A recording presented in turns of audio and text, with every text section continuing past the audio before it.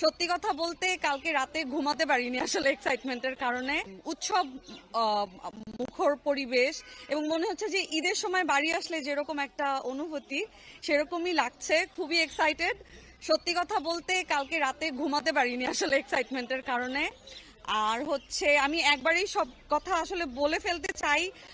কালকে ভেবেছিলাম যে মানে হয় না কি কিছু কথা হয়তো আমি আমার যারা আমার শুভাকাঙ্ক্ষী তাদের জন্য বলবো।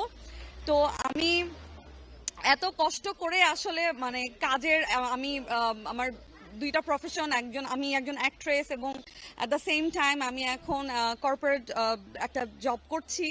সবকিছু মিলিয়ে আসলে আমি কিন্তু খুব ব্যস্ততার মধ্যে আছি। সবাই কি বলে এটা তো একটা ছুটি, তো এই ছুটির সময়টাতে যদি বাসায় থাকতে পারতাম, রেস্ট নিতে পারতাম, নিজের মতো করে কাটাতে পারতাম। কিন্তু নিজের দায়িত্ববোধ থেকে দেশের জন্য যদি একটা ভোট যদি আমার কাঙ্ক্ষিত প্রার্থীকে যদি মানে বিজয় নিয়ে আসতে পারে, শুধুমাত্র এই দায়িত্ববোধ থেকে এই এখানে আসা, শরীয়তপুরে আসা, আমার শিকড়ের টানে আসা।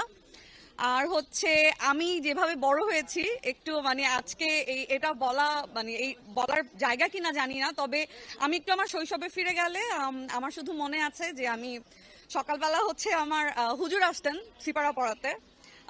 তারপরে কোরআন নিয়েছি। আর হচ্ছে তারপর স্কুলে যেতাম, স্কুল থেকে বাসায় এসে বিকালবেলা যেতাম হচ্ছে গান শিখতে বা ছবি আঁকতে। তো আমি যেই মাল্টি কালচারে মানে প্রতিটা ধর্ম, প্রতিটা সংস্কৃতি, আমাদের বাংলার যেই ঐতিহ্য, আমাদের বাংলা সংস্কৃতি সমস্ত কিছু ধারণ করে কিন্তু আমরা বড় হয়েছি।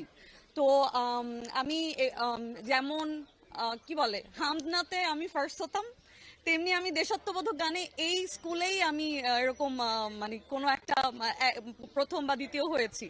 তো আমি আমার দুইটাই চাই আসলে। আমি যেই বাংলাদেশ দেখে বড় হয়েছি আমি সেই বাংলাদেশ চাই।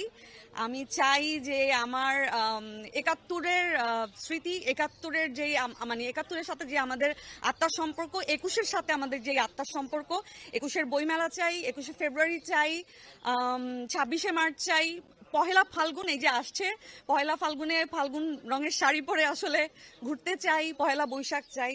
আবার অ্যাট দ্য সেম টাইম আমার অন্য অন্য ধর্মাবলীর আমার যারা বন্ধু, আমার যারা ফ্যান, আমার যারা শুভাকাঙ্ক্ষী, প্রত্যেকের আসলে আমি চাই সবাই শান্তিপূর্ণভাবে আসলে একটা সুন্দর দেশ বজায় থাকুক। আবার অবশ্যই আমি আমার ধর্ম এবং আমি আমার সংস্কৃতি এবং আমার দেশের যেই ঐতিহ্য সবকিছু মিলিয়ে আমি একটা সুন্দর বাংলাদেশ চাই। আমি আমার শৈশবে যেরকম বাংলাদেশ দেখে বড় হয়েছি, আমি আসলে এক্স্যাক্টলি সেরকম একটা বাংলাদেশ চাই। Thank you.